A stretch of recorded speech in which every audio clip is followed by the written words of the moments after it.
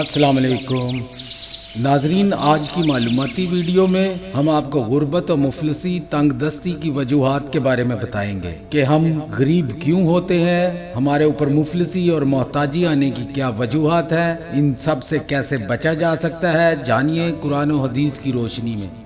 रसूल अल्लाह सल्लल्लाहु अलैहि वसल्लम ने फरमाया, सदका करने से माल कम नहीं होता और माफ करने से इज्जत में इजाफा होता है। तुम माफ कर दिया करो, अल्लाह तुमको इज्जत देगा। और जो आदमी अपने ऊपर मांगने का दरवाजा खोल लेता है, अल्लाह इस पर मोहताजी गरीबी का दरवाजा खोल देता है। लिहाजा हराम और गैर शरई कामों से बचें और दूसरों को भी इससे बचने की तलकीन करें, ताकि कोई भी अनजाने में अपनी दुनिया और आखिरत खराब न कर बैठे।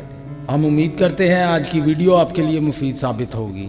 इस तरह की मज़ीद मालूमाती वीडियोस देखने के लिए जुड़े रहिए राइटर एंड रिसर्चर टीवी के साथ। राइटर एंड रिसर्चर टीवी को सब्सक्राइब कीजिए ताकि आइंदा भी आपको मालूमाती वीडियोस देखने का मौका मिल सके।